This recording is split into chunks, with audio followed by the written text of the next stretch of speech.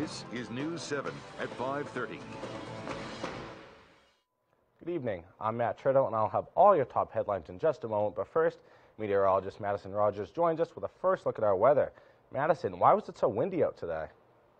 Matt, so we're starting to watch as a cold front is moving through our area right now. All these clouds are starting to move through, and even our temperature is dropping 39 degrees right now. And these winds are starting to pick up as well from the west right now, currently at 9 miles per hour. All over the Northeast Kingdom, we have temperatures in the upper 30s and lower 40s.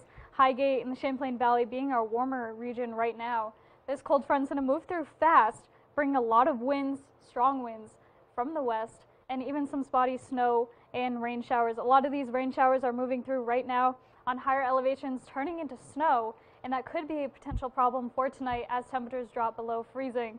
The wind gusts for tonight, mainly for this early evening, is going to be in the 20s, but as we go into the morning hours tomorrow, wind gusts will be up to about 30 miles per hour. Now with these wind gusts, the low temperature is going to be about 25 degrees, but the feel-like temperature is going to be much worse. Join me back in just a couple of minutes to find out what we're looking for in the rest of the forecast. Matt, back to you.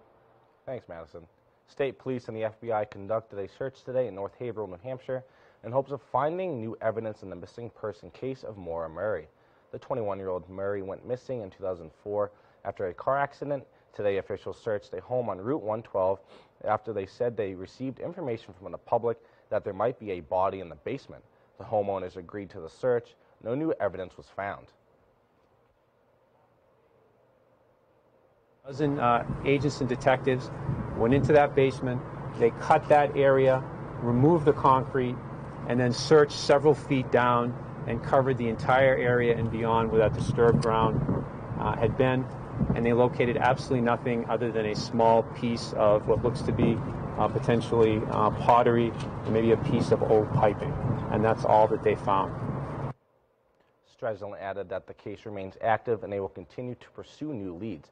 They encourage the public to continue to come forward with any new information.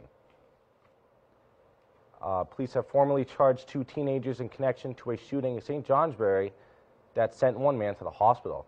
Court records show that 17-year-old Arthur Butler has been charged with reckless endangerment and felony aggravated assault for pulling the trigger that hit 24-year-old Brandon Delude twice in the back early yesterday morning on Elm Street. 18-year-old John Emerson faces felony accessory charges after police say he helped Butler escape. Delude remains hospitalized. Butler faces a 16-year sentence, and Emerson faces 7 years if convicted. A Vermont National Guard supply sergeant has been indicted on charges he illegally sold military equipment. Court records say that Amon Ewell was charged with 6 different counts, including fraud and embezzlement, for selling the equipment from March 2017 to March 2018. The records say he ordered duffel bags, parkas, and boots and then sold them on eBay. Guard officials are not saying if Ewell is still on active duty status. The St. Johnsbury Select Board has been active in making plans to not only bring more people to the area, but to expand business presence as well. News 7's Thomas Lanza tells more about how they will make it happen. Been a general consensus among residents and town administration to make St. Johnsbury an ideal place to visit and live. Select Board members and the Chamber of Commerce have been working hard to put together a marketing campaign that shows people that St. Johnsbury is making a change. Some residents feel that the town as a whole has been on a decline within the past decade and would like to see more business and job opportunities to bring more people to the area. Since I've been here, we've lost a lot of industry, and they need to bring some of that back or add. In addition, the Select Board has made a decision to expand the boundaries of the Downtown Design Control District.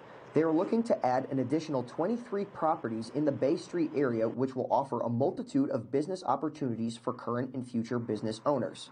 Select Board member Brendan Hughes explains the town's involvement for developing tax increment financing. So what the idea is that we're going to change the downtown district line in order to incorporate key properties within St. Johnsbury so they can get within the TIF district, which is the tax increment financing. Yep. So basically, for that would allow the town to then help key properties and especially businesses that might go into those for different infrastructure components.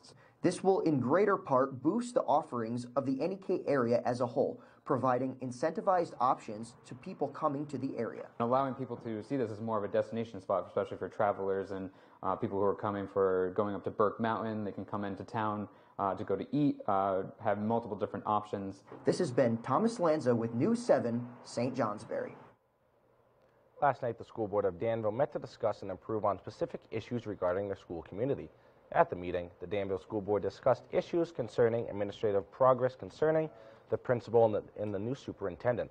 All seems to be going in the right direction, and the board was pleased with their findings within the works of both positions. The board also discussed tuition policy and roof repairs for the sole purpose of keeping Danville schools a prominent and thriving school district amongst the Northeast Kingdom schools. The Caledonia Central Supervisory Union is set to destroy school records of students previously enrolled in the surrounding elementary schools. On the 15th of this month, the CCSU will be shredding special education records of students from the 2010-2011 school year. The CCSU does this every 7 years for all districts and all schools in the district. This is a standard procedure that we do, and we do have occasional record requests and for students who have exited, but generally it is within that 7-year time frame. There have been a couple that have passed that time frame and we no longer have the records. For those interested in collecting their records, contact Kathy Brown at 802-684-3801. The Peachum School District is currently holding a public meeting to discuss the Peachum School's budget and its current vote extension. The extension was made because the school board foresaw unexpected savings in specific areas on the budget, and this led to a $3,000 deduction on the total budget price. Not only has the postponed vote saved the town money, but it also saved them from sending the extra money to the state for payments. So we want to vote on the lowest possible amount, and they are still waiting on some information about the small schools grant, the amount of money that we pay to our supervisory union based on our percentage that we owe for those services, and there were a few other things they were looking at. So they asked the town, let's recess the vote to April 3rd, which they did, which is happening tomorrow. There is a chance that the school board will attempt to postpone the vote again until May, for the same reason that the school may be able to save even more money. And last night at the St. Johnsbury Academy, they held an opioid addiction education class on campus for members of the community to attend, in hopes of getting the public more aware of the issue. News 7's Nick Anastasi has more. According to the National Institute on Drug Abuse, every single day, more than 130 people in the United States die after overdosing on opioids. They have made their mark in communities all across the United States, becoming more and more potent as time goes on. First pills, then heroin, and now fentanyl, which is similar to morphine but 50 to 100 times more potent. Coming in contact with even small amounts can harm an individual. Unfortunately, we are no stranger to overdoses here in the Northeast Kingdom. The St. Johnsbury Academy is making strides to educate members of the community what to do in those types of situations. Community members and employers were talking about how they were realizing the opiate epidemic was having a pretty significant impact on the students that they had, as well as the people that they were trying to employ and their family members, and we're looking for strategies to support each other around how to manage that.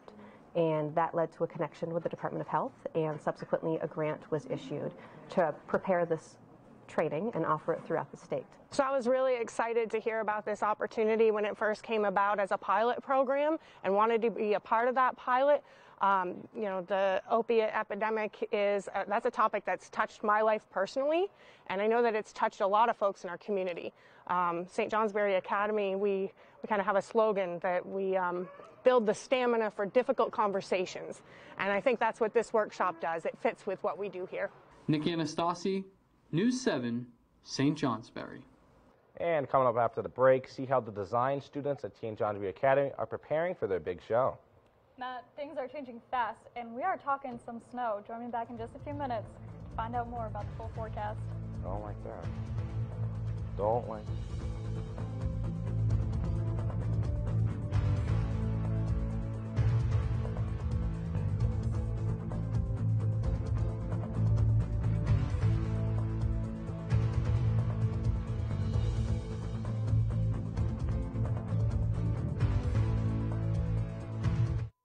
Hey Bobo, do trees tell each other stories?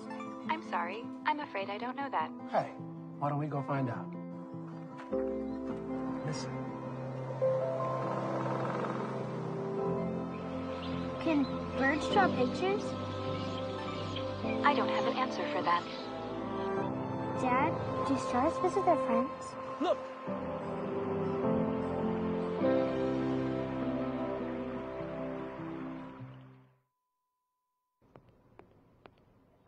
Can I tell you a cat joke? Just kidding. Why did the girl ask the mushroom to dance? Because he was a fun guy. What do you call a pig that knows karate? Pork chop. So how does a tushy dance? Put a little boogie on it.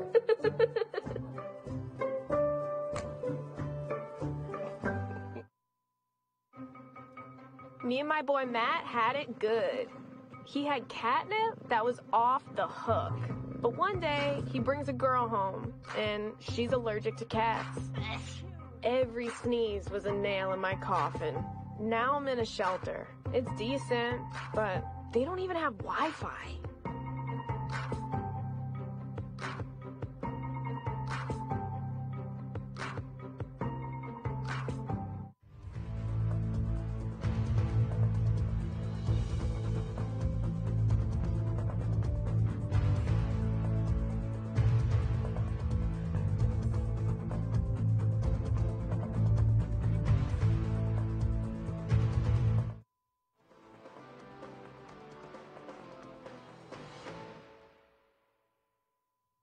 Welcome back. I'm meteorologist Madison Rogers, and we have just watched as a cold front moved through our area, bringing lots of clouds and a lot of wind, cooling things down just a little bit in Lynnonville as of right now. 39 degrees is what we're looking at outside right now, and 15-mile-per-hour winds coming from the west that are going to cool things down pretty fast as we go throughout this evening. Right now in the Northeast Kingdom, we're watching as temperatures are in the mid to upper 30s and lower 40s as of right now, but that is going to change as this cold front moves through. As you can see, most of the warmer air is to our south, and that is where it's going to be staying for the next couple of hours going forward. So we are watching as we'll have some gusty winds moving through tonight. Higher elevations could potentially see these wind gusts up to 40 miles per hour. But when we are looking forward at the forecast, we'll have some sun, and it'll be a little bit chillier because these winds are just going to cool things down the next couple of hours. But we'll have a wintry mix that we'll be watching for on Friday as well. And let's take a look more in depth of all of this that is happening. So the wind gusts tonight, this is right around 5:30 today. These wind gusts are starting to pick up. We have wind gusts in the mid-20s, but as we go into tomorrow morning, we'll see these wind gusts a lot higher, 30 miles per hour in Lynnonville, 29 in Newport, 34 in Morrisville. But these winds will be calming down as we go into the afternoon on Thursday and into Thursday evening. And that is going to help the temperatures really start to drop. Light winds, not a lot of cloud cover. It's going to cause for all that heating to be released back into the atmosphere. So the feels like temperature going into tonight, temperatures are going to feel like right in the mid-teens tonight. But our low temperature for tonight is looking to be 27 degrees. Going forward, the forecast track looking ahead, we'll see those warmer temperatures this weekend as we see a little bit of that sun. Going into next week, though, it's looking like a very messy forecast. Our HU radar showing a lot of rain showers starting to move through right now, along with this cold front. But we'll have some sunnier conditions to look forward for tomorrow. This forecast radar is looking to have these spotty, isolated snow showers moving through tonight, along with those wind gusts. But look at that. Starts to clear out all day tomorrow and into tomorrow night and all day into Friday before our next system starts to move through. Going out for the bus tomorrow, temperatures 24 degrees and chilly, but when you come back from school, it's going to be a lot warmer. Look at this 7-day forecast that we have here. Temperatures are going to start moving a lot warmer up into the mid-40s and lower 50s as we go forward, so that's making for a lot of melting going forward, thankfully, but we will have some messier rain, ice moving through as we go into next week as well. Well, I'll enjoy the warmer days as I can. Yes. All right, that's all we thank can you, Madison. do. You're welcome. A group called Northeast Kingdom Organizing is putting on a community conversation about transportation on April 8th. This main topic of discussion will be driver's license restoration, especially for drivers with suspended licenses due to lack of funds. NECO is also looking for people to share their stories of transportation struggles, big or small. The NECO is working to improve systems in the Northeast Kingdom and has many community sponsors. I think that a lot of people talk.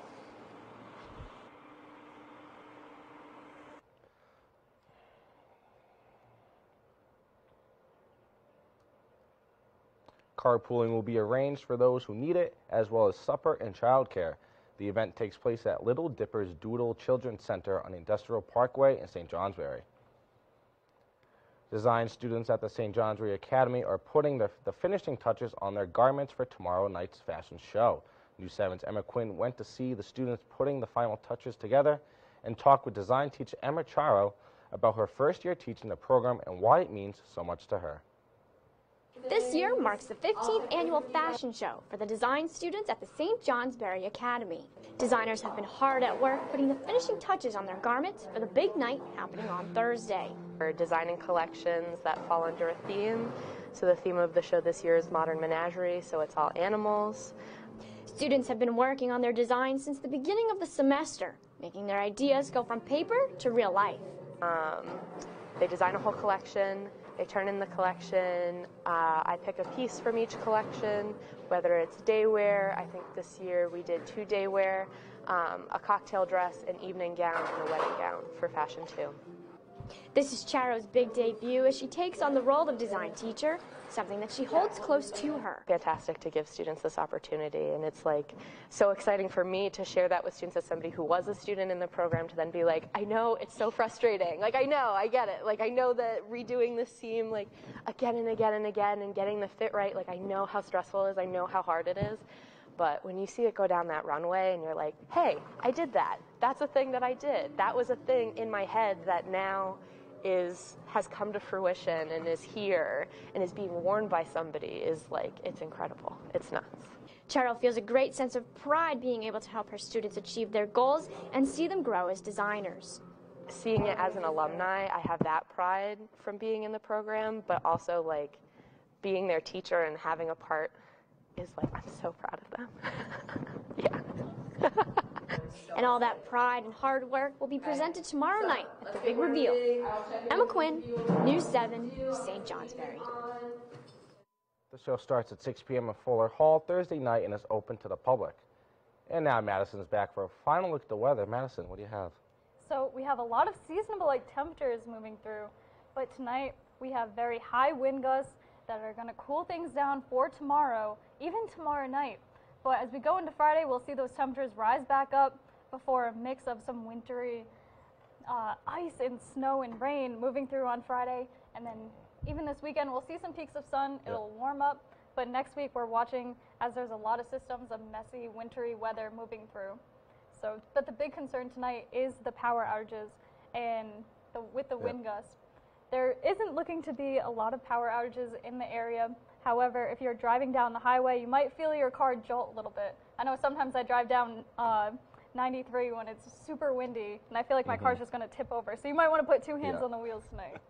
So other than that, like, should we expect any like ice slipperiness on the roads? On higher elevations, you might see some snow accumulation, but in the valleys and lower elevations, it's mainly going to be rain tonight and moving into tomorrow morning. So not too much icy conditions or anything to be too worried about. All right, thank you, Madison. You're welcome.